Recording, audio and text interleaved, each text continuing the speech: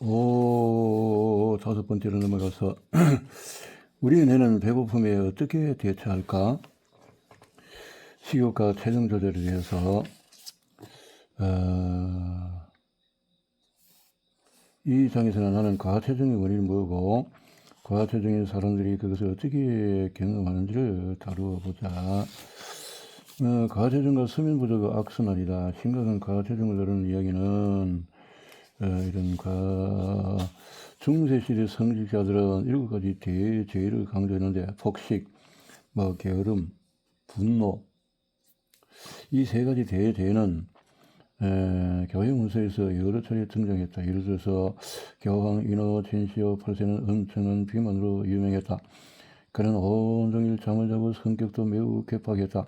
그는 종교 재판과 마녀 사냥을 장려했고 그 결과로 무고한 여성들이 사한테로 불태워졌다. 그는 결국은 너무 뚱뚱해져서 완전히 기운을 잃었고 더는 움직일 수 없게 되었다. 이것을 해결하기 위해서 그는 건강한 남자의 피를 수혈을 받았다고 한다. 그것이 사실이든 아니든 교황에게는 아무 소용이 없었는데 교황 자신도 헌을 자들도 모두 죽었기 때문이다. 오늘날의 의학적인 관점에서 볼 때 이노젠시오 8세가 겪은 비만과 피로의 결합은 심각한 가체적으로 생기는 수면장애인 폐쇄성 수면 무호흡 증후군으로서 밤에 여러 차례 30초 이상씩 호흡이 멈춘다. 이런 장애 때문에 필수 장애인 렘 수면에 들지 못해서 낮에 종종 졸리고 피곤하고 짜증난다. 변덕스러운 성격과 과체중으로 유명한 영국 총리 윈스턴 처칠도 같은 문제를 겪었다. 이 증후군은 역시 당뇨병을 악화시키기도 한다. 또한 배고픔과 또 이 불러일으켜서 과체중과 수면 부족의 악순환이 생긴다. 그리고 연구에 과체중과 제2형 당뇨병이 수면장애의 원인임을 입증을 했다. 잠을 길게 못 자는 사람의 경우에 충분히 먹었을 때 뇌에 신호를 보내는 포만감 호르몬인 렙틴 농도가 낮고 반대로 배고픔을 작용할 수 있는 그렐린 수치가 더 높았다. 때로 살은 의지의 문제가 아니다. 비만과 질병에 대해서 뚱뚱한 사람들의 사연이 아무리 슬프더라도 그들은 주변에 날씨는 사람들로부터 이해받기가 어려울 것이다. 사람들은 뚱뚱한 사람을 보면 속으로 생각한다. 어떻게 저 지경이 되었을까? 날씬한 사람들이란 뚱뚱한 사람이 누구나 걸릴 수 있는 암, 다음서 골반 골절 같은 진짜 질환을 앓고 있는 환자로 보이지 않는다. 그러나 과체중 역시 진짜 질환이다. 타트야나 알밀라는 자신의 책에서 과체중과 버린 싸움을 기록을 했다. 2015년에 그녀는 그녀의 책에 담긴 메시지는 명확하다. 날씬함이 표준인 시대를 사는 뚱뚱한 사람들을 너무 가혹하게 재판하지 마시라. 날씬함이 표준임에도 불구하고 현재 독일 성인의 50%가 과체중이다. 그중에 절반은 건강이 위험할 만큼 심각하다. 마리아에게로 돌아가 보자. 마리아는 과체중으로 인해서 젊은 나이에 벌써 제2형 당뇨병을 앓을 위험이 크다. 뿐만 아니라 그녀는 고콜레스테롤, 고혈압, 우울증, 수면장애, 지방간, 또 전식, 심장마비, 뇌졸중, 속쓰림, 역류질환, 요실금, 무릎 통증, 그리고 불임 환자 후보이기도 하다. 체중 때문에 장수하기도 힘들 것이다. 그렇게 젊은 여성의 삶이 여러 면에서 어려움을 겪고 있고 생명을 위협하는 리스크로 가득 차 있다면 그녀의 문제를 극도로 심각하게 받아들이지 않을 의사가 어디 있겠는가? 마리아는 글자 그대로 그리고 비유적으로 옴짝달싹할 수 없는 상태였다. 그녀의 삶은 마치 모래에 박힌 배와 같았다. 체중과 키를 기준으로 계산해보니 정상 체중에서 60kg이 넘게 초과되었다. 첫 번째 임신 때 이미 살이 너무 많이 쪘고 그 이후에 빠지지 않았다. 그녀는 일반 안락 의자에 앉을 수가 없고 제대로 씻기도 힘들다고 말했다. 얼굴이 창백했고 불쾌한 체취가 났으며 머리카락이 눈에 띄게 가들었다. 신발끈을 묶어야 할 때마다 숨이 찼고 살이 잡힌 부위마다 옷이 끼어서 계속 잡아당겨서 빼내야 했다. 아이들 역시 몸무게가 많이 나갔다. 마리아는 자신의 과체중이 혹시 호르몬 문제냐라고 내게 물었다. 내 분비내과 전문의로서 나는 이런 경우에 기본적으로 호르몬과 연관짓는다. 환자들은 일반적으로 호르몬이 과체중에 미치는 영향을 잘 알지 못하기 때문에 그쪽과 연관짓지를 못한다. 마리아는 이미 여러 차례 감량을 시도했었고 이제는 어찌해야 할 바를 몰랐다. 대다수 사람은 아마 다음과 같이 쉽게 말할 것이다. 먹는 양을 줄이세요. 그러면 살이 빠질 겁니다. 살이 빠지면 관절에 무리도 덜 가고 통증도 줄겠지요. 그리고 운동을 많이 하세요. 그러면 자동으로 컨디션이 좋아지고 사회적인 접촉도 기회도 생길 거예요. 담배를 끊어요. 흡연을 또 스트레스 또 등등. 그러나 말처럼 그렇게 쉬운 일이 아니다. 마리아는 피트니스 센터나 식단 관리에 쓸 돈이 없었고 마트에서 채소는 냉동 피자보다도 더 비싸다. 금년 시도 역시 매번 실패했다. 게다가 금년 시도로 살이 더 쪘고 60kg이나 초과한 무거운 몸을 온종일 끌고 다녀야 하는 것은 누구에게나 고통스러운 일일 것이다. 마리아는 확실히 칼로리를 너무 많이 섭취했다. 그런데 왜 그렇게 했을까? 이 문제의 진짜 원인은 뭘까? 왜 마리아는 오늘 이렇게 해줬을까? 그래서 답할 수 있는 것은 온종일 배가 고프기 때문에 배가 고프니까 배가 고프게 한 그 호르몬이 그릴린 호르몬이 너무 과도하다는 거죠.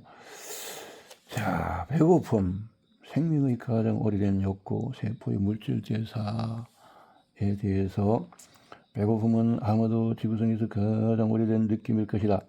그것은 수십억 년 동안의 생명체를 괴롭혀왔고 인간 역시 배를 골지 않기 위해서 다양한 방법을 시도했다. 배고픔은 사랑과 존경, 행복 같은 감정보다도 더 깊이 자리하고 갈등과 두려움, 호흡 곤란 같은 다른 고난보다도 더 깊숙이 뿌리박혀 있다. 배고픔을 달래는 것은 모든 동물에게 매우 중대한 일이다. 극심한 굶주림은 차별과 전쟁, 살해, 식인, 풍습을 낳는다. 서구 세계에 사는 우리는 2차 세계대전을 겪었고 천리 뿌리를 먹어야 했던 조부모 세대의 이야기나 또 굶주린 부모가 절망 속에 자식을 숲에 버리는 동화에서나 진짜 배고픔을 간접적으로 경험한다. 단세포 생물에서 인간에 이르기까지 모든 생명체는 식량 부족을 피하려는 똑같은 본능을 가졌다. 배고픔에 대해서 이런 기본적인 기초 대사는 결핍 상황에 적응할 수가 있는데 세포 주변으로 신체의 수백만 세포들이 협력할 수 있는 층이 만들어진다.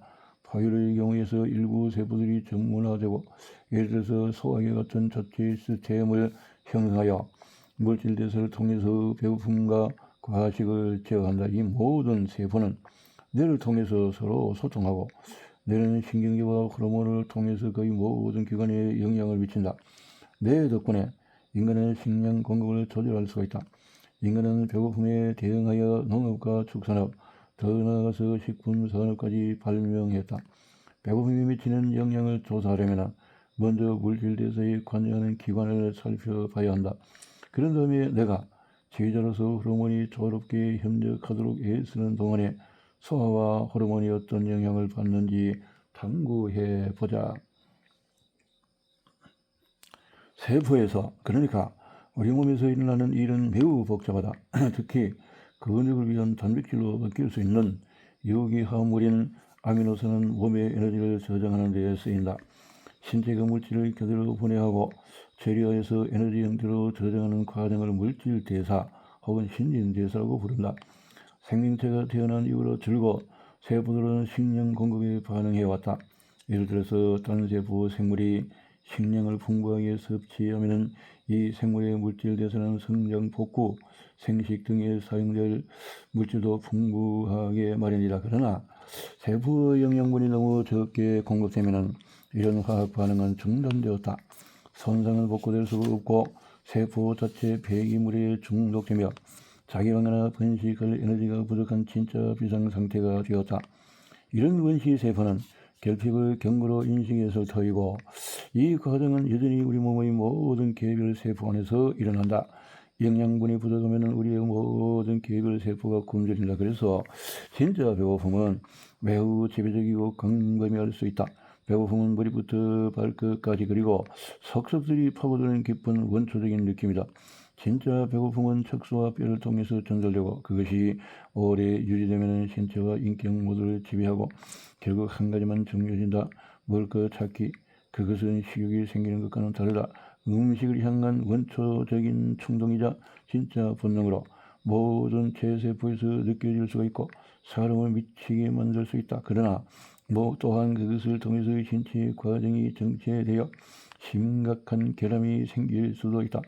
현재 서구 세계에서 우리의 체세포가 진짜 배고픔에 직면하는 때는 예외적인 경우 예를 들어 거식증 같은 심각한 질병에서 뿐이다.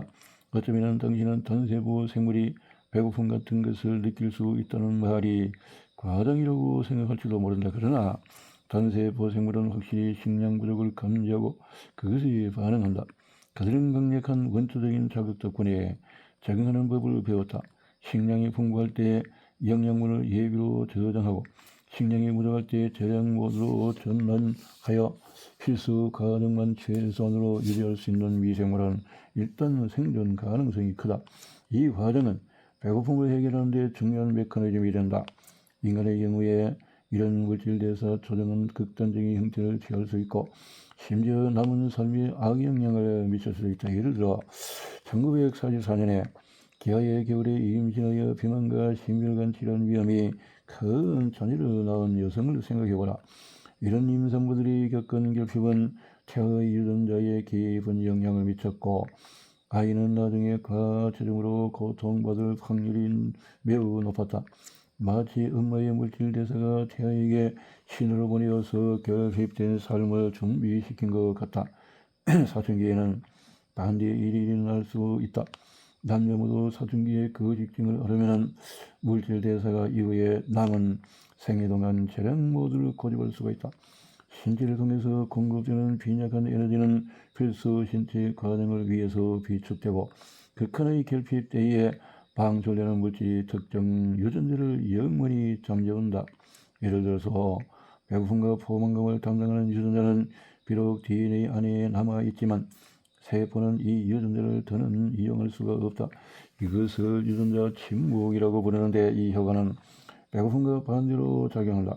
물질 대사는 모든 체세포의 전체 에너지를 조절하는 과정이고 소화하는 음식에서 얻은 영양분을 분해하고 흡수하는 과정이다. 이 기별하는 시스템에서 호르몬이 담당하는 역할을 이제 차근차근 살펴보자. 내 몸속의 언제든지 까먹을 수 있는 도시락, 위의 기능과 소화 호르몬에 대해서 우리의 소화기는 매우 중요하므로 그것을 위한 세포는 극히 초반에 발달한다. 소화기. 어떤 기관과 호르몬이 소화에 관여할까? 구강샘, 기미샘, 식도와 위, 또 간이, 십이지장이, 췌장이, 복부 지방 조직이 렙틴, 에스트라디올을 생산하고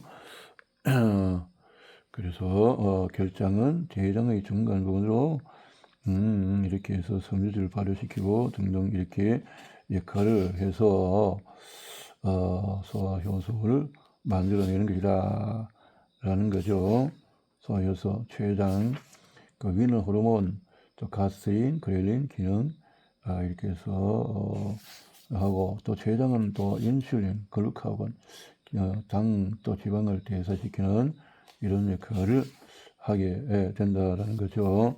자, 배가 고플 때 중요한 결정을 내리면 안 되는 이유는 많은 부부가 사춘기 전에 어마어마한 식사량에 놀라서 혀를 내두른다. 사춘기 청소년은 먹을 것을 다 먹어도 살이 찌지 않는데 부모들은 물만 마셔도 살이 찌는 것 같다. 이것은 청소년이 얼마나 많은 에너지를 소비하는지뿐만 아니라 건강한 체중을 유지하는 데 물질 대사가 얼마나 중요한지도 보여준다. 여기에도 호르몬이 또 관여한다. 포만감 호르몬 렙틴뿐만 아니라 배고픔 호르몬 그릴린 또 식욕과 성장 속도에 중요한 역할을 하는데 이런 성장은 매우 빠르게 진행되는데 신체가 탄수화물, 단백질, 지방을 사용 가능한 형태의 에너지로 바꾸기 때문이다.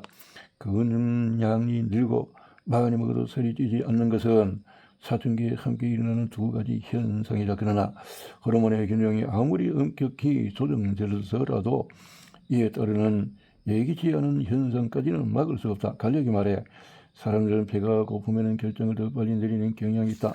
이것은 여러 가지 문제를 초래할 수 있는데, 예를 들어 배가 고픈 판사는 피고에게 불리한 판결을 내리기 쉽고, 점심 식사 전에 내린 판결 결과 후에 내린 판결이 달렸다는 연구 결과도 있다. 아무튼 이것은 새로운 사실이 아니다. 이미 6세기 초의 비잔틴 제국의 판사들은 배가 고플 때 판결하는 것을 금지했으니 말이다.